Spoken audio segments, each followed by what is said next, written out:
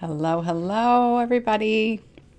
Megan Thompson here with Megan Thompson Coaching, and I'm here to discuss with you the Juggling Act. When we're thinking about what you're stuck in, the frustrating cycle of dealing with meltdowns day in and day out, watching your kid or kids argue, get frustrated, and feel stuck over and over and over again all day in, day out, especially while at home in virtual schooling. I want to support you in noticing how, when your child is in the middle of a meltdown, you can support your child, as well as noticing how to get out of that stuck component where you're feeling fried, right? So last week we were speaking a lot about that feeling fried, feeling like you're giving up, not knowing how to solve the problem, and this is a symptom of the meltdown cycle. So it's super crucial to understand the difference between being stuck in a meltdown cycle where your child is going through those meltdowns over and over again, and daily meltdowns, or every other day, or multiple times a day. We work with lots of families who are experiencing multiple times a day meltdowns. And this is different than parenting a highly sensitive child. A highly sensitive child who's stuck in the meltdown cycle needs a certain set of skills, and their parents are the ones who need to teach them. So that's why we're talking to you. So when we think about being able to shift out of this dynamic, first I want to talk about the challenges that you might be having, right? We have lots of parents who are wondering how to break out of this cycle, who don't know how to stop feeling stuck in dealing with the meltdowns day in and day out. And when you're in that stuck experience, it's important to know what to do systematically, right, in order to break out of it. So let's break it down. Okay. One of the challenges that we see often for parents of highly sensitive kids is not knowing how to stop the pattern that you're in. All right. And so when you're in that juggling act of seeing that your highly sensitive child is feeling a big emotion, is worried, you notice that emotion ramping up. There's a bell curve of a meltdown cycle, right? There's 0 to 60. It can often feel like for parents of highly sensitive children. But what we teach our clients to notice is the difference between a 0 to 60 bell curve and the slow ramp that you might not have noticed. So I'm going to speak about it in terms of the true cycle, which is a bell curve. And when you're stuck in that component of not knowing when the meltdown is going to happen, how to stop it, and how to get your child out on the other side, the first question that a lot of parents ask when they start to see their child feel upset, whether that be disappointed, frustrated, stuck, mad, sad, whatever, is how to cease it from escalating, right? How do you acknowledge your child's emotions? How do you help your child notice that they're feeling big feelings so that it doesn't turn into big behaviors, right? And this is the piece where you start going laser focused as a parent, and that experience for you can feel like a juggling act, like you have multiple balls in the air, whether that be just trying to get dinner on the table, or trying to get your child to stay at the table to finish school, their schoolwork, and trying to help your other child who might be either the catalyst for your highly sensitive child's frustration, or the victim from your highly sensitive child's frustration, right? Or both, right? And so if you have multiple children in the house, or your spouse is there as well, if there's multiple parents in the house, grandparents, etc., more than one, you and your child experience, this just makes those balls almost unbearable. And for some parents, it does feel unbearable on a daily basis, not knowing how to break out of this cycle. So that's what we're talking about. We're talking about being able to totally understand where you're stuck, how to break out of it. And one of the challenges that we hear a lot of parents speak about is the fear that you might have about not knowing where to hold the line where your child is, with their behaviors when you're trying to help your child feel understood, right? So today I want to talk about 3 specific skills that you need to learn as a parent, parenting a highly sensitive child. They're crucial in order to break out of that meltdown cycle, okay? So when we think about the frustration component, I want to look at this in terms of 3 specific skills. But first and foremost, we have to review a little bit of background, right? If you're parenting a highly sensitive child, it's super crucial to notice and remember the science behind how your child is going to learn skills. Your child learns skills through you, okay? There's been research going on since the 60s about highly sensitive people who are born into environments that are invalidating struggle more. They fare worse, right? So we think about Boyce's research that he started in the 90s. Hi, Lindsay, welcome. That he started in the 90s. He discusses how highly sensitive children either fare the worst of them all or the best of them all, depending on their connective relationship with their children. So this is not just Elaine Aron's stuff, right? I hear from parents who might have just started listening to what we have to say, or who are trying to get their co-parent to just start listening to what we have to say. It's super crucial to know that if you're parenting a highly sensitive child, your relationship with your child and how connective your child feels to parents in the home is the paramount factor in how your child fares in their future. So pay attention to the skills that you need to learn in order to break out of that meltdown cycle, because you are the catalyst. You are the avenue for change for your highly sensitive child. So the skills that we need to support you in learning, right? Because how do we break out of this? The 3 that I want to talk about are the ability to triage, the ability to talk, and the ability to track. Okay, so I felt snappy today. I was gonna be a little snazzy and move with the 3 T's. That's what we're doing today. Okay, super clever. So when we think about what we're focusing on, the first skill is to be able to triage the experience of that meltdown, right? Now, what does triage mean? Triage means the ability to notice the highest level of intensity, the highest level of need, and then how to solve that problem, right? So we think about the medical perspective. Many of our clients work in the helping field or in medicine or are familiar with medicine. You're going to focus on the highest need first, right? Now, what we see parents get stuck on is what indicates a highest need, right? Because when we think about the biggest challenge that you might be having in parenting a sensitive child, most parents will waffle between holding a firm limit, right? Being able to hold the hard line. The highest need your child needs is to know that you can be reliable, right? And they may move that to the other end of the spectrum, even further beyond that spectrum, which is that they need to be firm, right?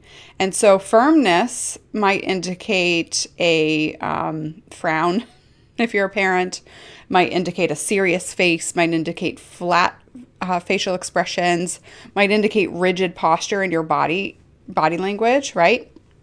And for your child who is also in rigid, angry body posture, you're matching them, okay? So it's really important to not go all the way to the end of that spectrum. And when you're triaging needs and your child needs to follow the hard line of not, of keeping their hands to themselves or not calling you names or, communicating their needs in an effective way without tossing the paper and crumpling it or shutting the Chromebook or throwing it even, it's super crucial for you to know how to triage your child's needs, because if it's difficult for you to prioritize what behavior you need to focus on first, then your child's not going to be able to know how to not make mountains out of molehills, right? We see lots of highly sensitive children without skills struggle to let challenges roll off their back. Now, I say this with emphasis because we see all sorts of highly sensitive kids, whether that be in my private practice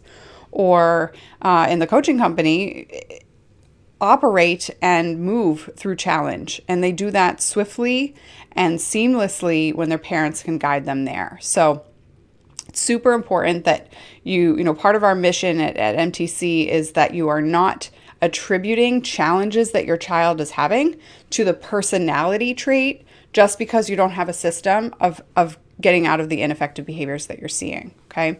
So we see this where parents will then move to the other end of the spectrum, right? Well, I need to be consistent, but I also want my child to consistently feel loved and connected, right? Understood, validated, that they're not broken or that their emotion isn't wrong.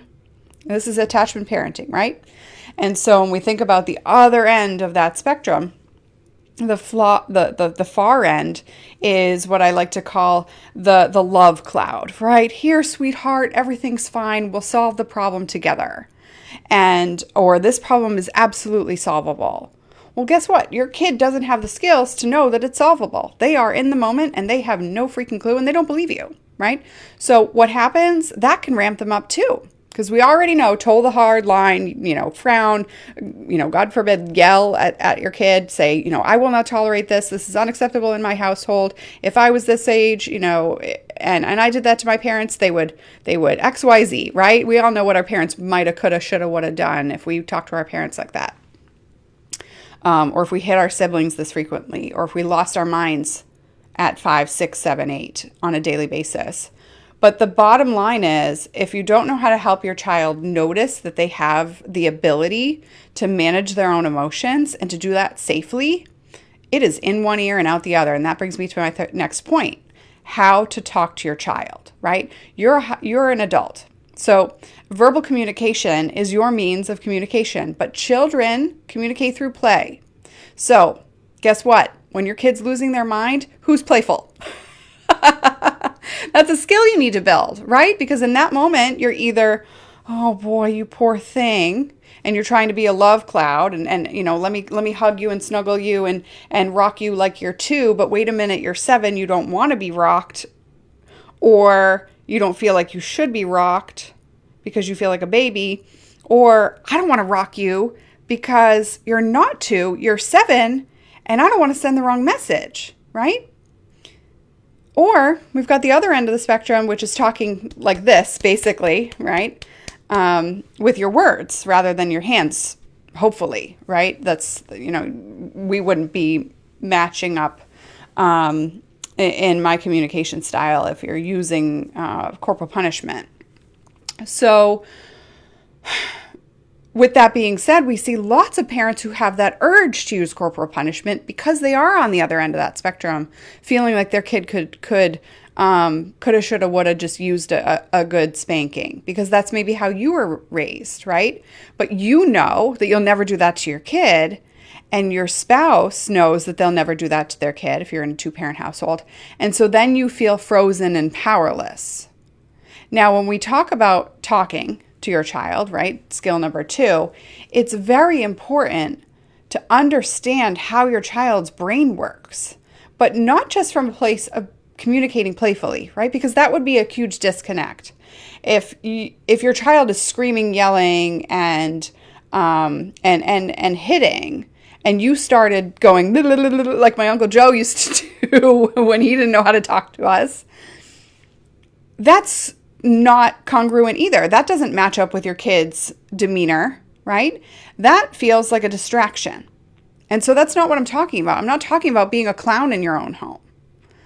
I'm talking about being able to notice when your child is available for communication, available for learning, and is capable of thinking that they can do something different than freak out, right? Or feel like the sky is falling, or literally feel consumed by their emotions, right? And that's different than knowing that the world is ending in that moment. Because for your child in that moment, when they can't, when their teacher's about to call on them and they don't know what to say and they slam that Chromebook or shut, or they fear that their teacher might call on them, but you just had a conversation with the teacher and the teacher said, no, I won't call on your kid. I already know that they have performance anxiety and they're struggling. But your kid's fear is not tapped in to the reassurance that you've been giving them for the last 6 weeks. Then the challenge you're having at this point is not being able to translate how you're talking to your child and how your child is communicating back to you. And so that's a super crucial skill that you need to develop as a parent, because at that point, you're not speaking the same language. And this is where the frustration builds as a parent of a highly sensitive child. Now, If you're highly sensitive yourself, that may go very swiftly to resentment, because if you're carrying that empathy for your child and you're stuck in this, you can feel like you're wading through mud, and then you're also trying to be like Atlas with the world on your shoulders, trying to carry all of those balls, right? Juggling literally Atlas's balls. That didn't come out right. The big world on the back of that statue, right? So the size of those balls feel heavier, and the size of what you're juggling and the weight and the depth feel lumpier and bumpier and sharper, depending on how you started your day or how you experienced your day, especially if you're highly sensitive. And so if you're not highly sensitive, and then you're parenting your highly sensitive child, you might not notice that they experience the world in a completely different way. And so just whether you're highly sensitive as a parent or not, speaking your child's language and being able to communicate is the make or break difference between thinking that your kid's talking about their feelings and knowing your kid is communicating from their feelings, from the depth of their soul, and they're trying to communicate their needs. Hi, Amanda, welcome. And knowing for sure that they are building insight, that they're building that they're communicating their own self-awareness, and that you can trust them to then make more effective choices and ask for your help if they don't know how to do it, right? That is the difference between your kid just telling you what they think you want to hear because they love you, not because they're sociopathic, because they love you and they want to please you. And because they want to survive, there's also an evolutionary need here, right? They don't want to disappoint you. They don't want to be rejected by you for their own survival, right? The difference between that and whether or not your child is truly communicating and building insight and being able to move forward because they can slow down their body, their brain, and their behavior. And that is the skill that you need to build as a parent in terms of talking to your child about their emotions, right? Now, when we see parents trying to figure this out, we often also see the struggle and the assessment of trying to take it day by day. Oh, well, you know what? Today he did a really good job communicating his feelings. So I think we're on the right track, right? And so this brings me to my next my third skill that you need to develop, and that is the system to track progress. You need to develop the skill to effectively track your child's progress, right? So when we think about being your child's emotion coach, if you will, right? Not to steal Gottman language or whatever. This is the skill for you as a parent is to not constantly be stuck in telling your child what to do and how to do it and how to play, right? Play the game of life. But to give them the overview, teach specific skills, and to help them play their own games of life, whether that be learning in school, whether that be learning through homework, whether that be learning and developing their relationships at home, in friendships, right? In extracurricular activities. Your child is their own human. They are not your puppet. And so you need to be able to track, are they learning what I'm trying to teach them, right? And that is not just trackable through behavior. It's super crucial to understand that, because 2 weeks from now, you need to know whether or not you've moved the needle or not. And highly sensitive children, depending on where they start from, you might not see dramatic change in 2 weeks. But in 6 weeks, if you're trying to fix this problem, especially on your own, and you haven't been able to turn this around by then, you could be 6 weeks gone in the other direction if you don't solve the problem in an effective way and you don't devise a plan to track progress. Okay, so that's super crucial to understand the difference between parents who take it day by day and use that cliche as a crutch, and parents who take it day by day and actually move the needle forward and see progress when they look back 2 weeks, 2 weeks ago, 6 weeks ago, 8, 10 weeks ago, etc. So when we think about being able to fast track that progress, that has to happen in a systematic way. When we think about being able to balance the boundaries that you're setting with your highly sensitive child, especially if you're parenting more than one kid, especially if you and your co-parent don't have the same perspective on how you should solve the problem, it's really crucial to remember the 3 T's, okay? You need to be able to triage your child's intense emotions, right? You need to be able to triage your child's skill set and triage your child's needs in the moment when you're breaking down that pattern. You need to be able to talk about emotions and know how your child is talking about emotions and communicate with them in a way that they actually digest the information and help themselves move forward in their skill set. And then lastly, you need to be able to track that. You need to be able to track how your child is making progress. Because without those skills, you're going to perpetuate the pattern.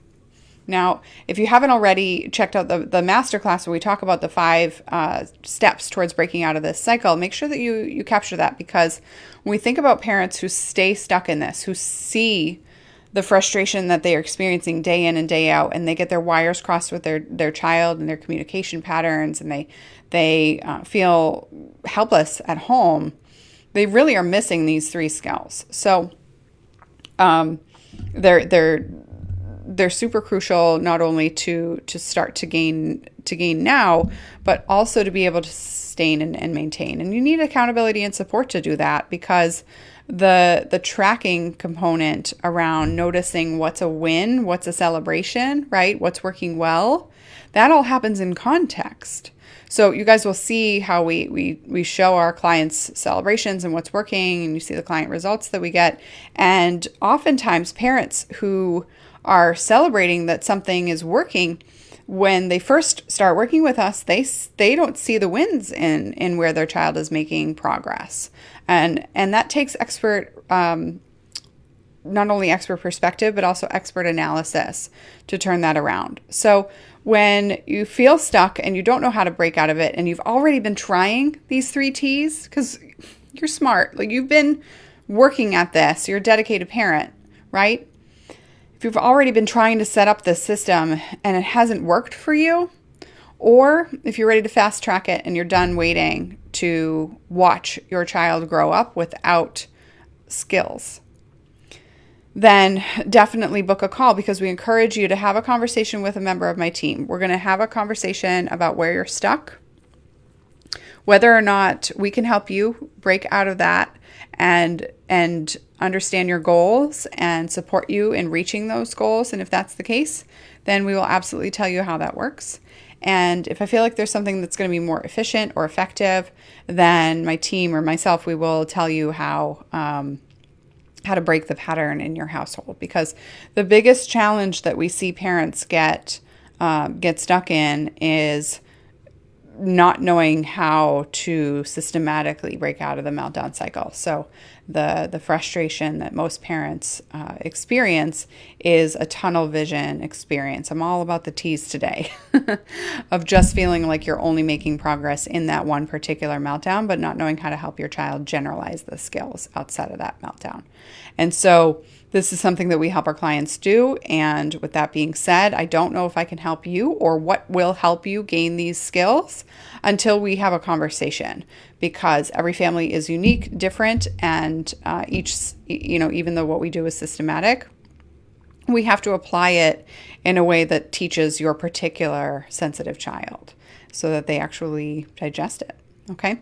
All right. So go ahead to meganthompsoncoaching.com/talk, and we will speak to you soon. Bye.